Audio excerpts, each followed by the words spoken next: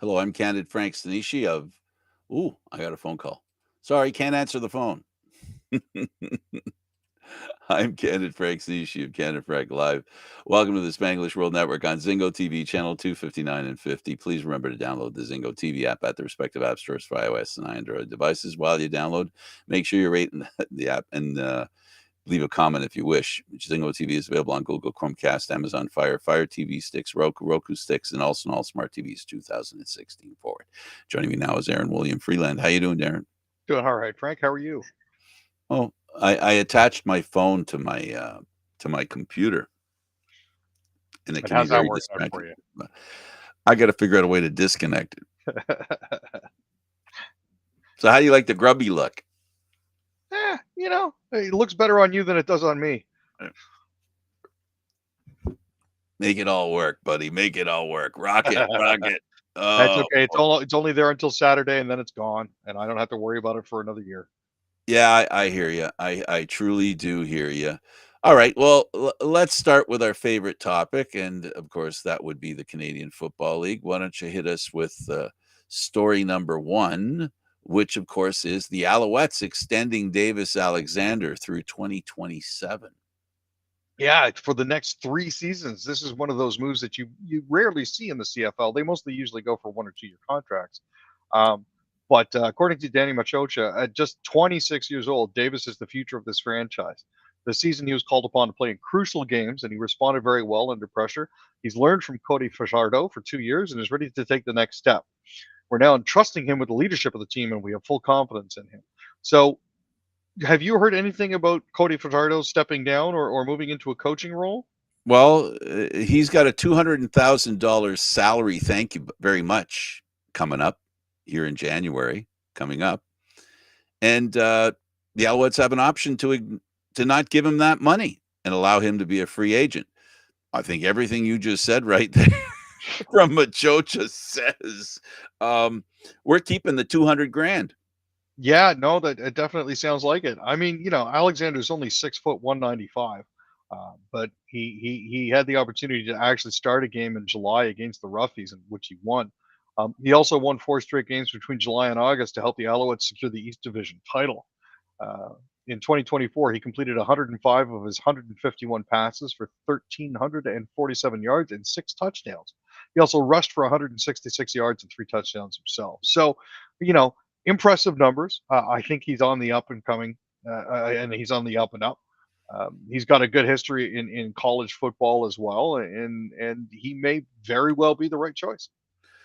It's a numbers game. The cap Yeah, is an important factor, one that speaks to everything, right? So, you know, Alexander, if he's only at this point 80% of what Fajardo is, he can get to 100% of Tony of Fajardo in the near future. So, this is what has to happen. We saw it with the Argos. We'll see it with every great team. With every great team, they have to move on from players for various reasons. In this case, they've got a young player that they think is going to be a better quarterback than Fajardo is right now. And I think that's the key. This is not about what have you done for me lately. This is what you're not going to do for me tomorrow. that's fair. I think they're definitely taking a look forward as well as more of the what can you do for me as opposed to what have you done for me. Is there a surprise in the future? No, I think it was said in very simple language.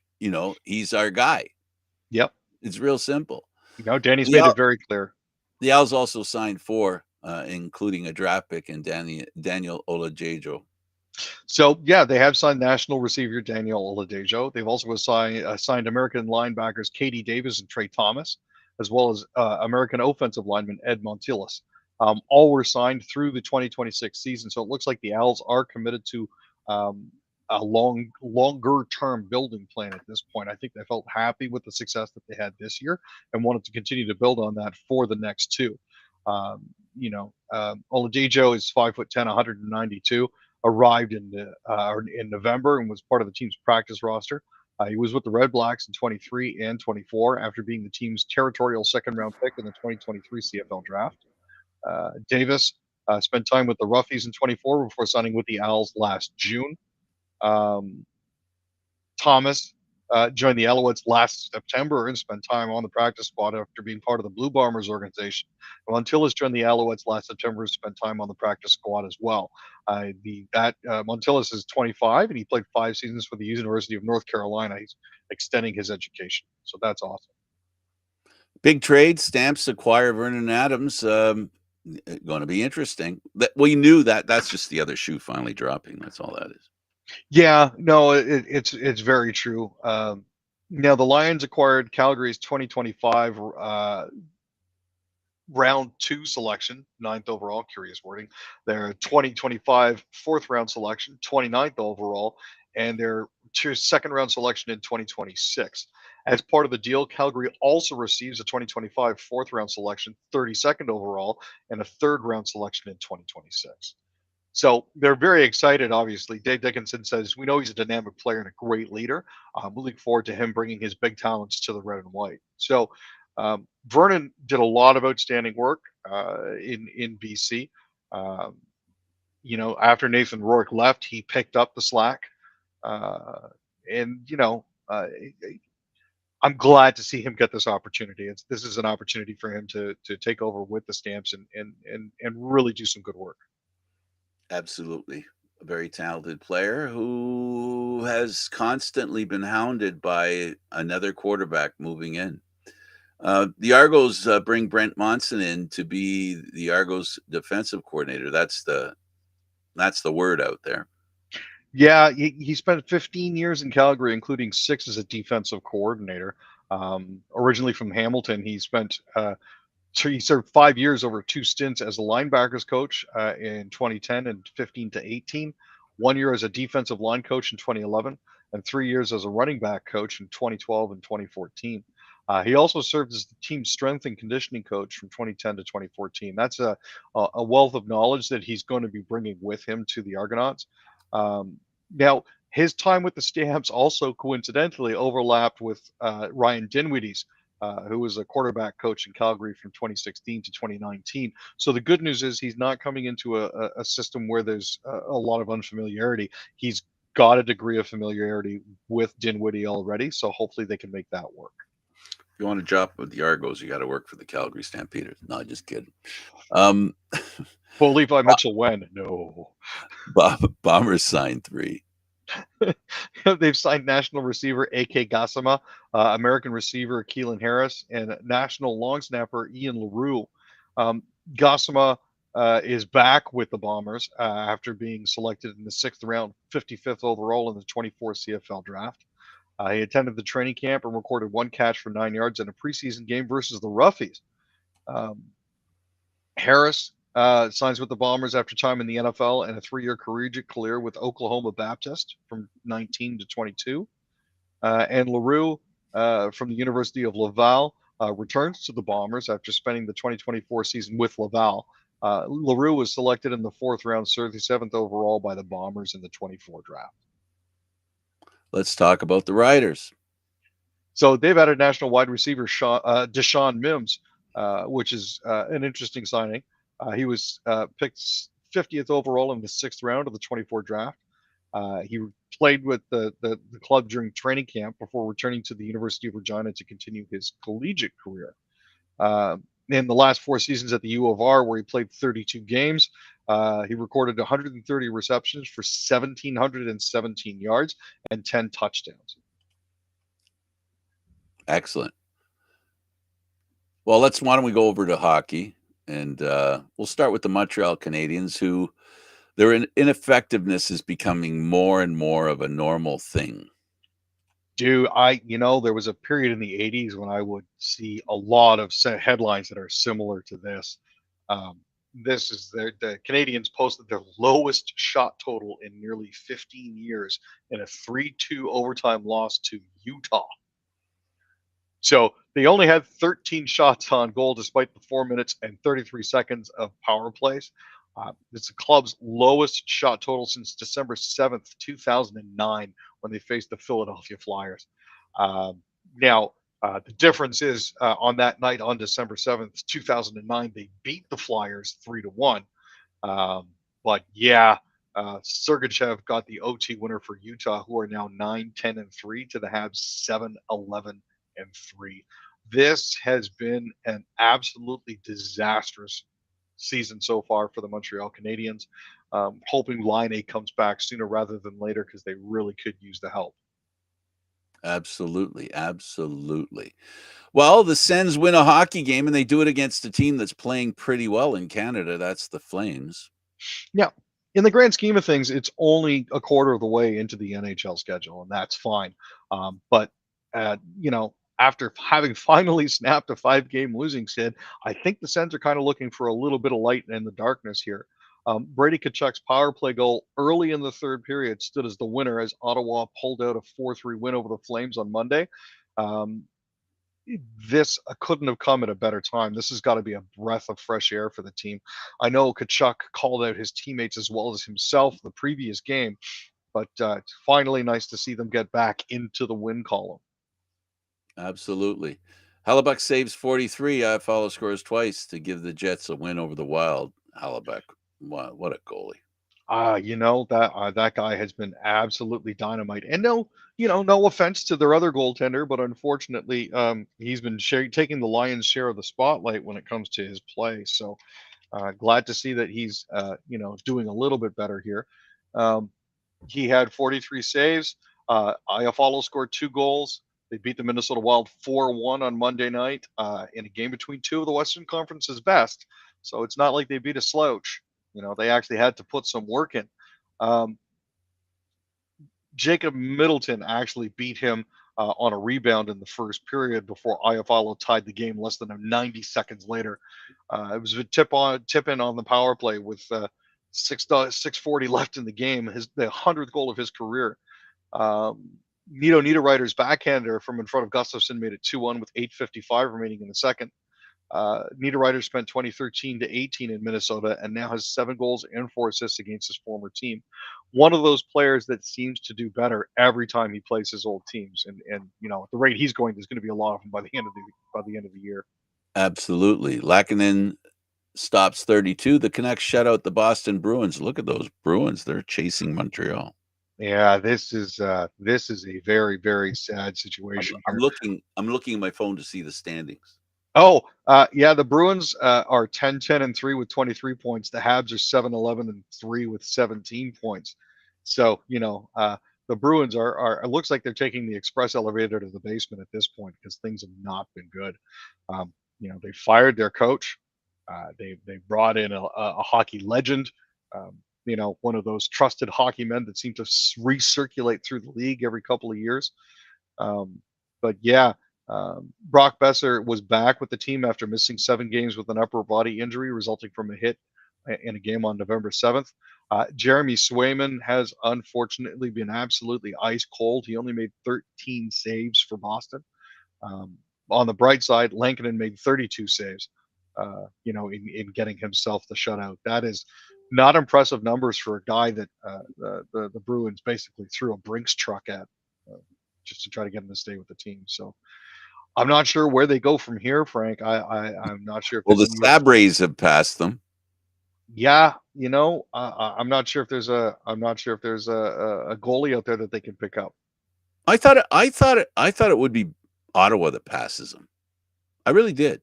Yeah, The Sabres have been a bit of a surprise. they definitely have been. 11-9-1 so far this season is not what I was expecting out of them. They've been interesting, to say They've the least. always, like Ottawa, they've always had, recently anyway, they've always had the belief that they had the talent to move ahead. They just don't, you throw all the great parts together and they don't add up, just like Ottawa. But right now, they're starting to round into shape. They had a slow start to the season, like they normally do, and they pick things up a little bit. They'll be an interesting team. I really do think they'll be an interesting team, especially because they're an unknown quantity. All right, let's talk about the Leafs. Matthews is ruled out again. Nye's wearing regular jersey. Stolar's projected to start. 3 things, 3 different reactions. Yeah, this is one of those things where you're starting to get a little bit concerned about Austin. He has been ruled out for the 9th consecutive games, but it appears that he'll likely make his return Saturday against the Tampa Bay Lightning. Um, you know, going into a game tonight against the Stanley Cup, the current Stanley Cup champions, and with known past Kachuk in the lineup, I don't think unless Matthews is 100%, you want him back in there. Just Not in because that game. I know hockey players, having been one for many moons myself, and we're jerks. So if Austin isn't 100%, somebody's going to be keying on that. So it's just as well that he's not back in for that.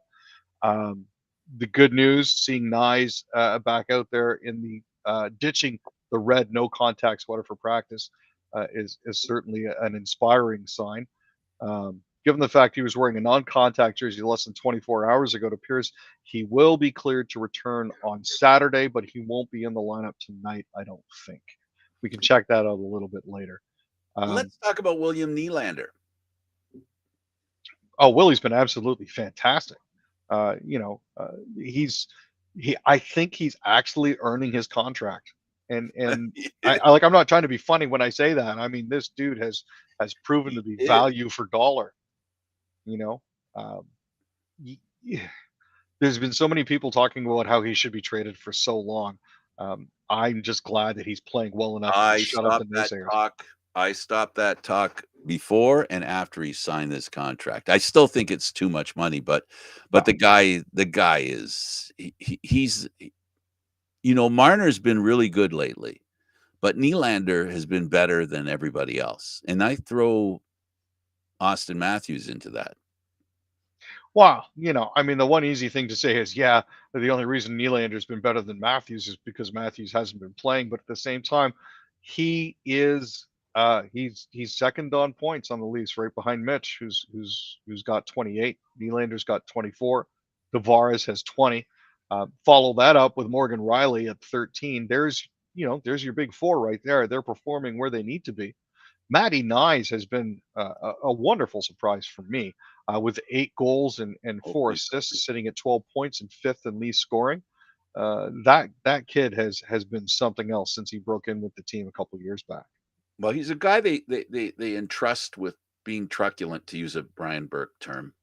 He's a truculent player. Unfortunately, his truculence also leads to brick walls that he might run into. Yeah, And also uh, shoulder shoulder pads that work really well against the head.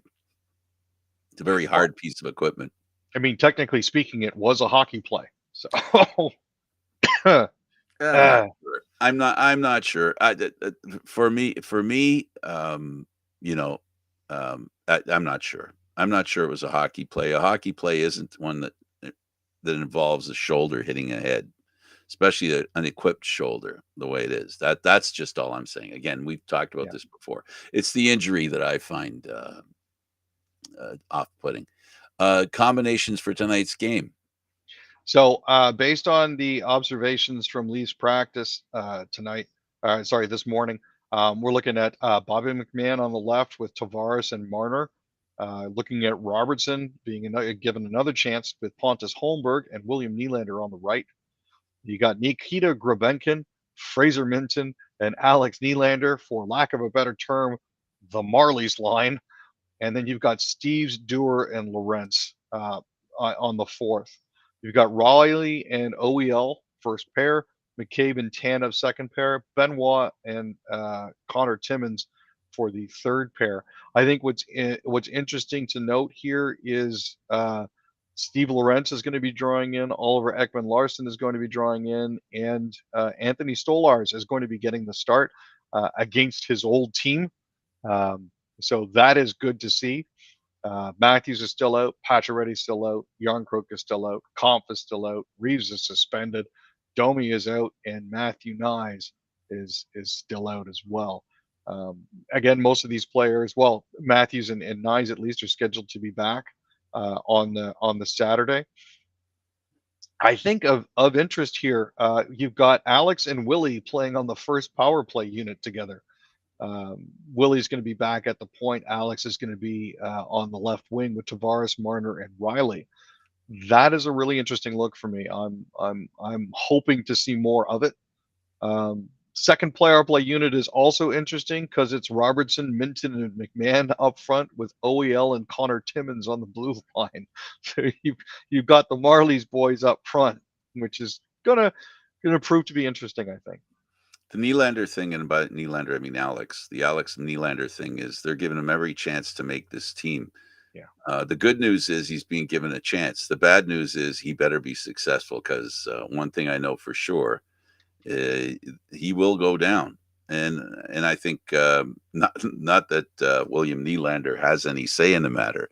He kind of does emotionally, but in actual fact, Alex is getting a chance to show what he can do. If what he can do is not very much, he goes on the same train that some other players have been on, which is you're a great AHL player. We're sending you back there.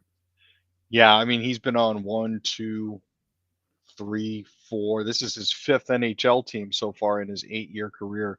He's played with the Sabres, he's played with the Blackhawks, he's played with the Penguins, he's played with the Blue Jackets, and now he's with the Leafs. And you got to kind of wonder exactly what's going on with all of these teams because Buffalo was that bad and he couldn't hang around there. And Chicago in 19 and 20 was bad and he couldn't hang around there. 2023-24 Penguins and 23-24 Penguins haven't exactly been scintillating to watch, and he wasn't able to hang around there. He had 15 points with the Columbus Blue Jackets in 23 games in 23-24, 11 goals, 4 assists. Well, couldn't hang around there, Well, so he made a bit of a choice to leave too, right? It was no, a bit that's of fair. it's a bit of his choice.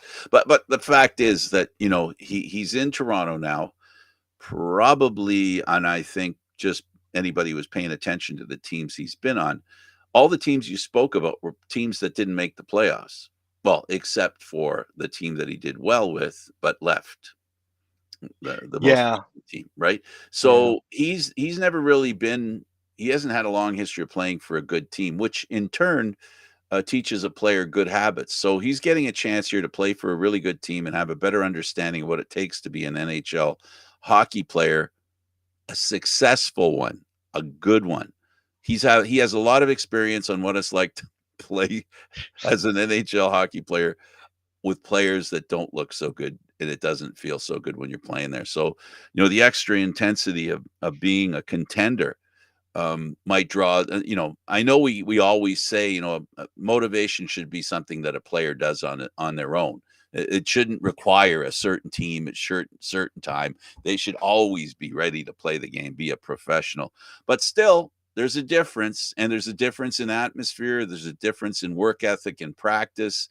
We know that the really good teams do a lot of things that the really not so good teams don't do and Final do thoughts on this, if I could, Frank, anything. before we need to pull the plug here. They need to do something about center because you can't go through the rest of the season with John Tavares being your number one center, backed up by Pontus Holmberg, Fraser Minton, and Connor Dewar. No offense to those guys as centers, but nah. We talked about Crosby. I mean, Crosby Yeah, could be Maple Leaf for all we know. But yeah, they need a decent center, a guy who's a legit center, second and third center, somewhere in there for sure. You're right.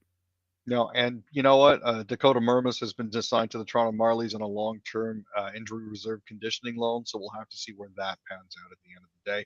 Mermis was signed by the Leafs on the second day of free agency to a one-year contract worth 775. He's currently 30 years old, so hopefully he'll be able to have a chance to show his worth as well. Maybe. Thank you, Aaron. Always glad happy to be here, Frank. For Aaron William Freeland, I'm Candid Frank Stanisci. Thank you for watching. Candid Frank Live. Aaron Live, Mondays at 6 p.m. This show can also be heard on the Spanglish World Radio Network for CFL Talk. Oh, geez. Entertainment on other sports programming we offer. Please check out SpanglishWorld.ca. Spanglish World. Watch it, hear it, read it, download it, and live it. Thanks for watching, everybody.